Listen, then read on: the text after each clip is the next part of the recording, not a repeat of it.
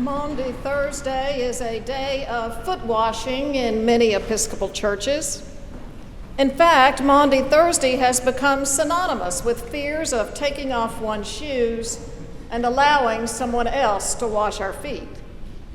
Fears of will the water be cold or will it tickle can begin to take over as we try to sit calmly in the pew. One year, a parishioner at another parish who was anxious about this ritual asked me why we get our feet washed on this day. I explained to him that it's a tradition in our church to reenact Jesus washing the disciples' feet at the Last Supper. I told him it has much to tell us about humility and serving one's neighbors. But isn't this an outdated custom, he asked. I mean, no one washes anyone else's feet anymore. There was a need for it in first century Jerusalem with sandals and dusty roads, but we're a far cry from that now. Why don't we do something more relevant? Like what? I asked, not sure where he was headed. Well, why don't we all go home and wash our neighbor's car or something? Let's trade washing feet for washing cars. Now that is a service I can relate to. And he did have a point. But Maundy Thursday certainly isn't about washing our neighbor's car, and it's about a lot more than washing our neighbor's feet. Maundy Thursday is when all of us gathered here this evening participate in Jesus' last night on earth. It is the last night Jesus knew he would ever be with his friends or family in this earthly existence. It was the last night he would be free from excruciating pain, for he knew what lay ahead of him the next day. Imagine knowing tonight that tomorrow you will be crucified, mocked, spat upon, humiliated, and hung on a cross to die like a criminal. Imagine. Could you be as calm and rational as Jesus was during the Last Supper? Could you eat with and wash the feet of the very person you knew would betray you and hand you over to such suffering?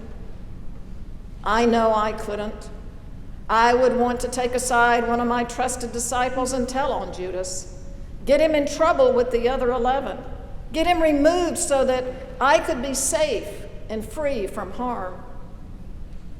Yet Jesus eats calmly with his friends and washes their feet. I would want to cry out as loud as possible to anyone who would listen. This is not fair. I don't deserve this. Why? Why is this happening?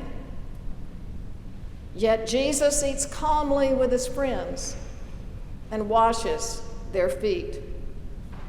And then if all else failed, I would want to escape and run away to a safe hiding place, anywhere I would not be found. Yet Jesus remains and eats calmly with his friends, all of his friends, and washes their feet. How can this be the reality rather than the scenarios I've just mentioned? It can because before this last night, before this last farewell, Jesus threw himself on the ground and prayed that if it were possible, let this hour pass him by. If it were possible. And when he realizes it isn't, what does he say to God? Yet not what I will, but what you will. You and I pray these same words of Jesus each and every time we repeat the Lord's Prayer. Your will be done, not my will, your will. But do we mean it? Could we trust in God enough to put our lives in God's hands and surrender control completely?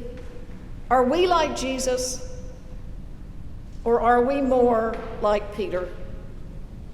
In the passage of the Last Supper we just heard, the primary dialogue occurs between Peter and Jesus, and there's much for us to learn here.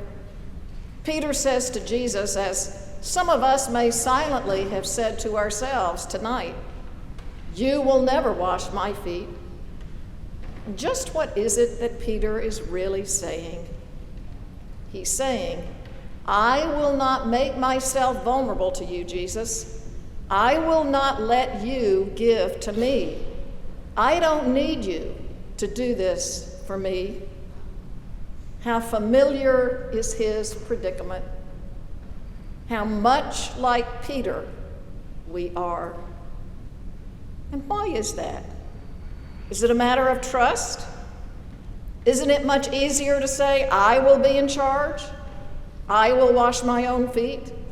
How much easier it is to keep our distance and not let others see that we really do need them. How much easier it is even to hide behind our God-given talents than to come out from behind them and let someone else give to us.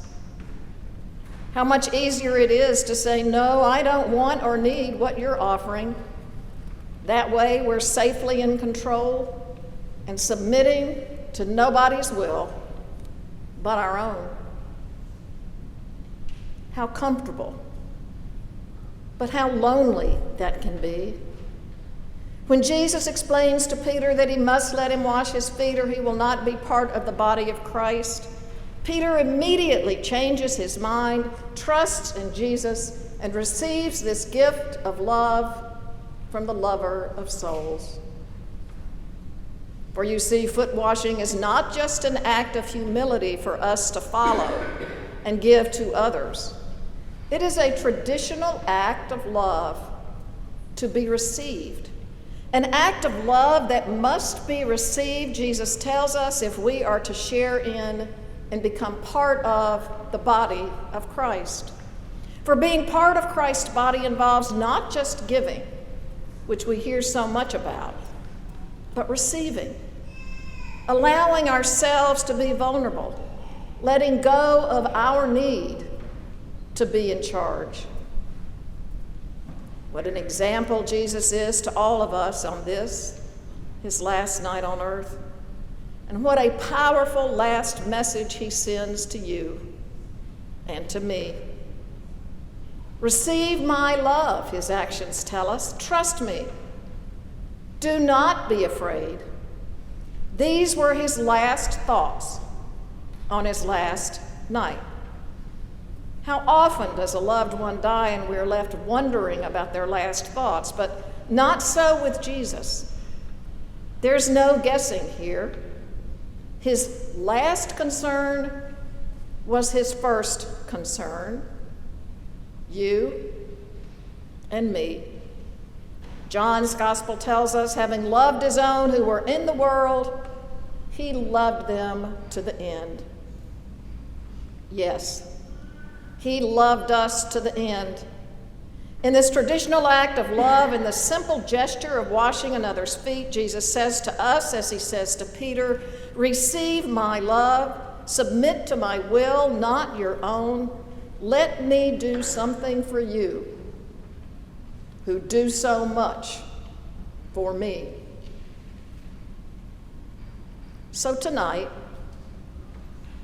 let your clergy and fellow parishioners do something for you in this traditional act of Christian love and sharing as we celebrate our common bond as disciples of Christ.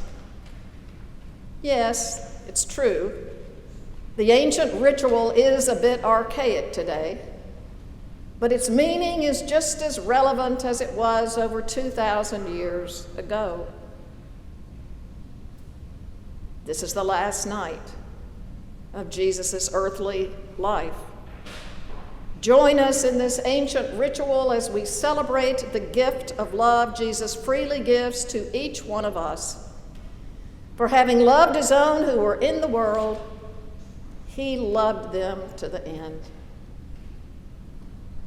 May each one of us hold this thought close to our hearts as we walk toward the cross together.